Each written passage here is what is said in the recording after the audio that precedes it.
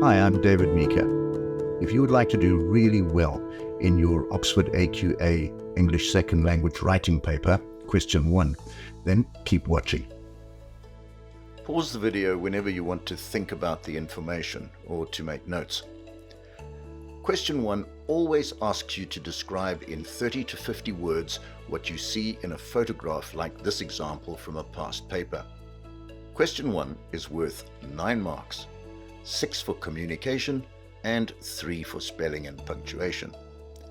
So, for 6 marks, you just need to clearly describe what's in the photograph. You don't have to try to impress the examiner with complex vocabulary. In fact, if you try to do that and you use words incorrectly, you'll lose marks. So, keep it simple. And what about spelling? Firstly, use words that you know you can spell. Let's say you have a choice of 2 words to use in a particular sentence. One of them is simple and easy to spell. The other sounds more impressive, but you're not entirely sure of how to spell it. In that case, pick the simple one. If you use it correctly, you'll get full marks.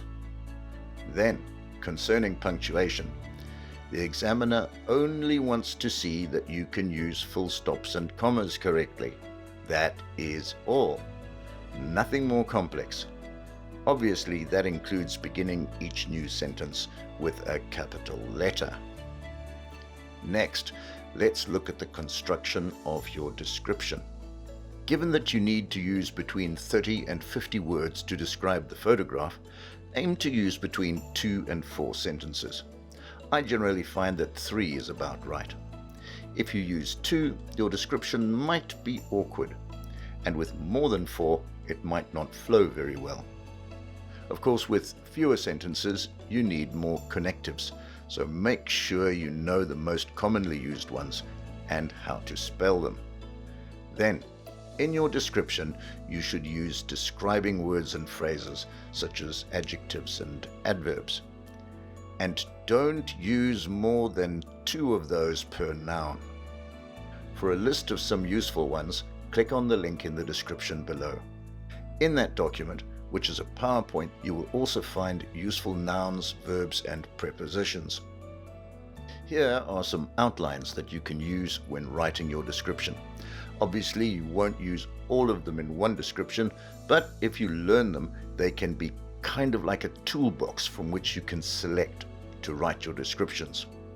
This list is also included in the PowerPoint I mentioned a moment ago. Let's go back to the question I showed at the beginning of this video, as well as my response. The words and phrases in red are from the outline I've just spoken about, and all the words in green come from the other 2 lists I mentioned. Stop the video if you want to take it in properly. Here's another scene. This one isn't from a past paper, but it's the sort of picture that could be used. The wording on the left has the scaffolding phrases that I mentioned before in red, together with other words from my lists in green.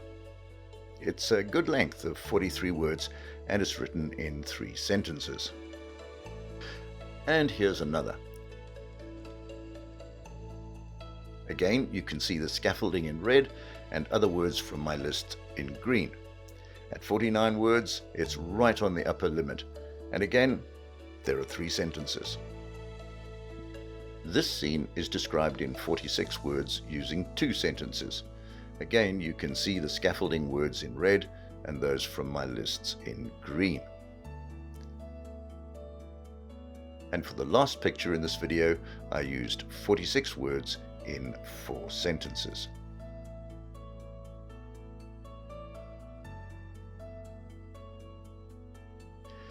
If you know the system that I've shown you in this video and practice it using past papers and other photos of scenery that you find online, you will definitely do well.